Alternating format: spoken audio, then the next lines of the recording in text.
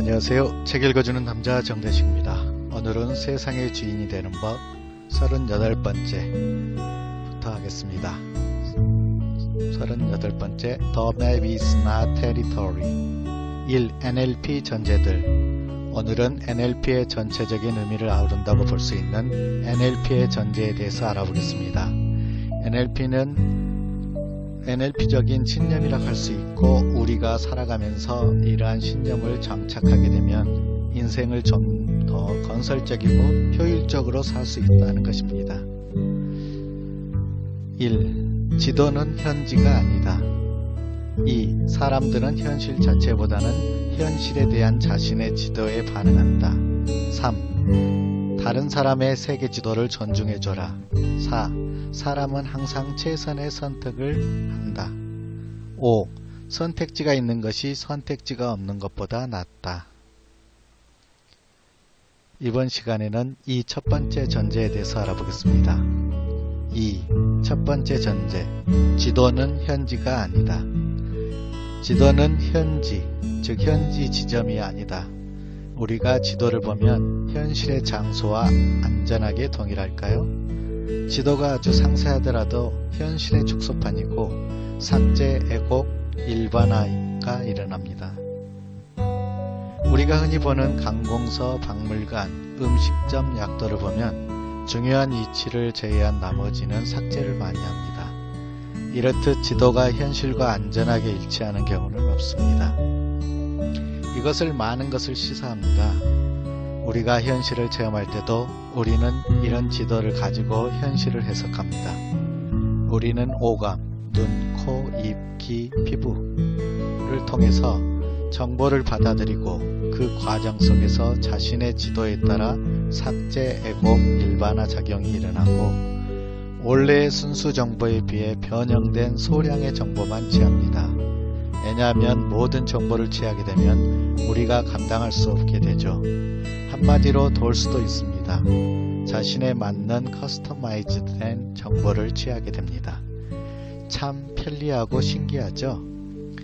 만약에 현실에 불만이 많다면 자신의 지도를 바꿔보는 것은 어떨까요? 같은 현실이라도 사람에 따라 해석하는 것이 다릅니다. 분명은 혹독한 현실이라는 것이 있습니다.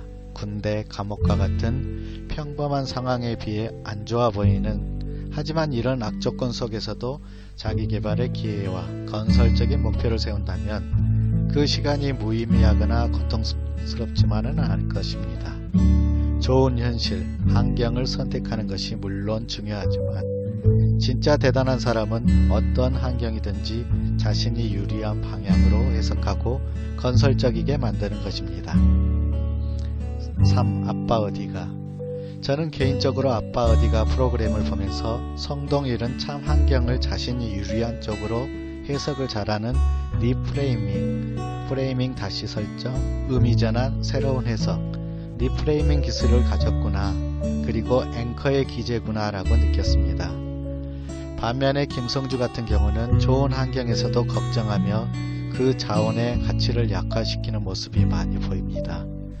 물론 성동일이 김성주 부자에게 재수없다라는 부정적인 앵커를 건 부분이 없지는 않지만, 만약에 자신이 처한 상황이 악조건이라면 현재 자신의 지도로는 그 상황이 지속될 거 불보듯 뻔합니다. 그러니 지도를 더 건설적으로 바꿔보는 것은 어떨까요? 지도를 바꾸는 부분은 차차 알아보겠습니다. 이번 시간은 우리가 현실을 그대로 체험하는 것이 아니라 자신의 지도에 따라 체험한다는 사실을 염두에 두세요. 39번째.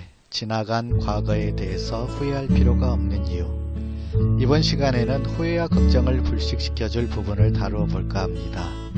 NLP의 전제에 보면 이런 내용이 있습니다. People always make the best choice available to them at all time. 사람은 항상 최선의 선택을 한다.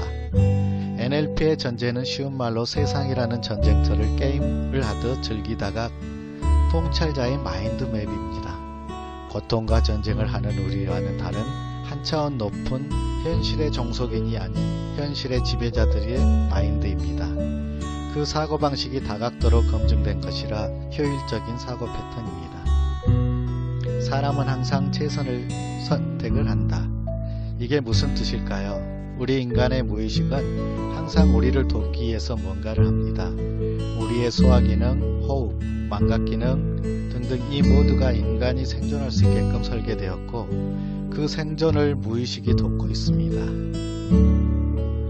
우리가 예전에 했던 실수나 행동, 우리의 지우고 싶은 과거는 그 당시에는 최선의 선택이었습니다. 여기서 그 당시가 중요합니다.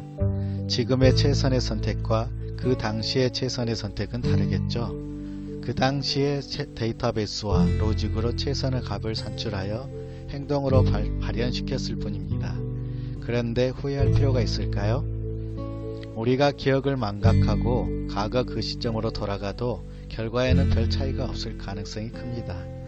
현재 기억으로 되돌아가면 당연히 결과는 달라지겠지만 이건 반칙입니다. 아무리 못된 짓을 했건 나쁜 짓을 했건 후회할 일을 했건 기억하십시오. 그 당시에는 최선의 선택이었다. 따라서 미래를 걱정할 필요도 없지 않을까요? 미래라는 것도 이어질 현재이고 현재에도 계속된 선택을 하고 미래에도 현재처럼 선택을 할 것입니다. 과거에 그랬던 것처럼 자신의 행동에 격려의 박수를 보내야 하지 않을까요? 최선의 선택을 했으니까. 떠올려 보세요. 자신의 후회되는 과거를. 그리고 생각해 보세요. 그것이 진정으로 후회할 일이었나? 분명은 현재의 관점에서 보면 도움이 되었을 것입니다. 모든 일에는 그만한 이유가 있고 피드백할 부분이 있습니다. 그 이유와 교훈을 찾을 수만 있다면 그것은 여러분의 막강한 자원이 되지 않을까요? 오늘은 여기까지 하겠습니다. 행복하세요. 책 읽어주는 남자 정대식이었습니다. 감사합니다. 안녕하세요. 책